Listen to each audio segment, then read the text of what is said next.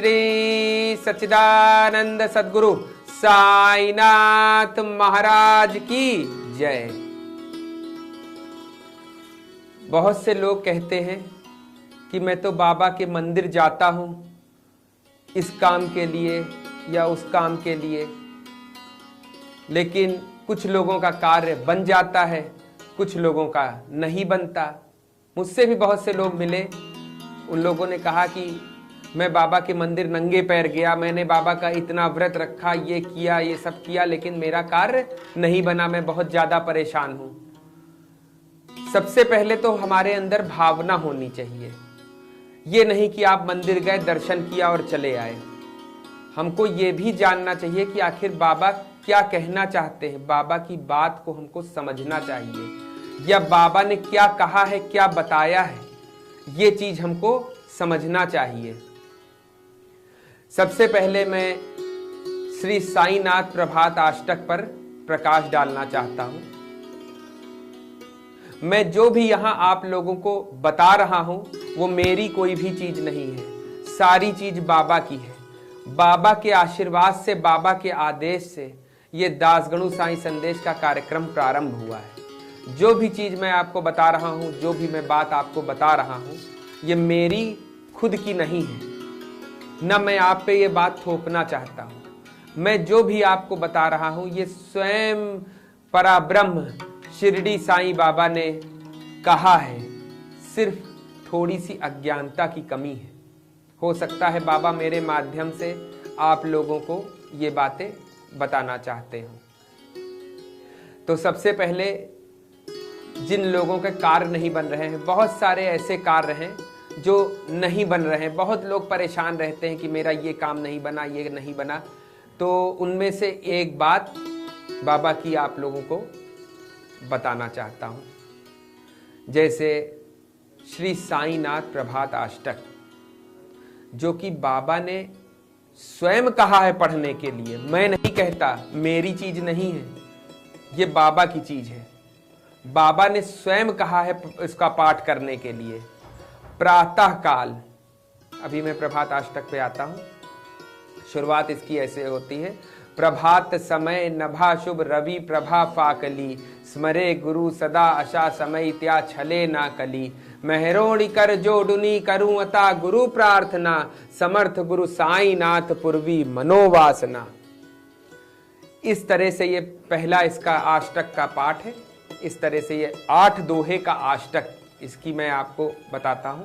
ये 8 दोहे का अष्टक है, जिसको कि स्वयं श्री कृष्ण जागेश्वर भीष्म, कृष्ण जागेश्वर भीष्म वो व्यक्ति हैं जिन्होंने बाबा की आरती की पुस्तक, जिसका की नाम श्री साईं सगुणोपासना है, उसका संकलन किया।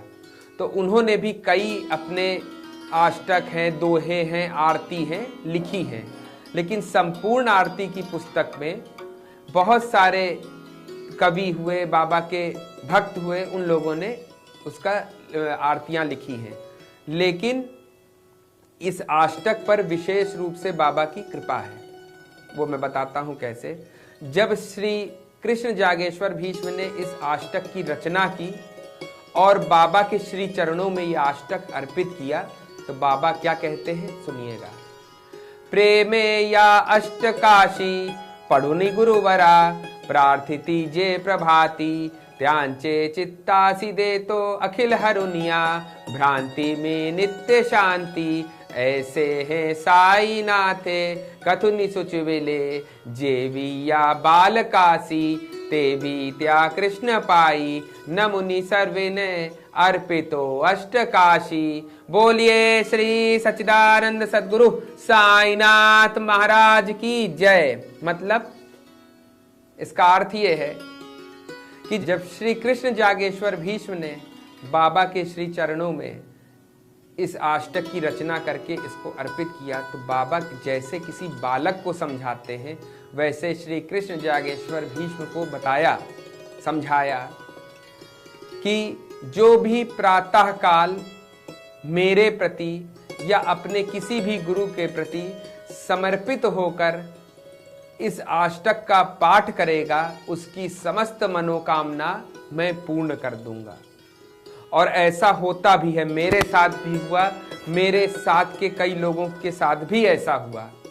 बाबा ने अपने वचन को सत्य किया और लोगों की मनोकामना पूर्ण की। तो मेरी आप लोगों से यह हाथ जोड़कर विनती है कि जो लोग भी परेशान हैं, जिन लोगों का कार्य नहीं बन रहा है, तो वो लोग इस अष्टक को प्रातः काल पाठ करें। अगर हो सके तो इसका 9 बार पाठ करें, क्योंकि बाबा ने 9 प्रकार की भक्ति बताई है, वो मैं आगे आपको बताऊंगा। 9 अंक बाबा में शुभ माना जाता है। कैसे 9 अंक आया इसका भी मैं वर्णन आगे आपको बताऊंगा। लेकिन जो लोग परेशान हैं वो लोग क्या करें कि प्रातः काल उठ जाएं और इस अष्टक का अगर हो सके तो 9 बार पाठ करें।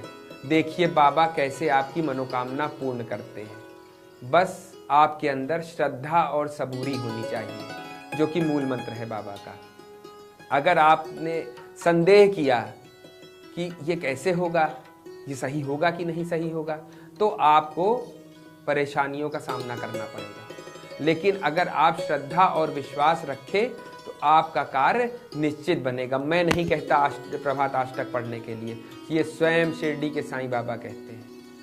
बोलिए श्री सच्चिदानंद सद्गुरु साईनाथ महाराज की जय।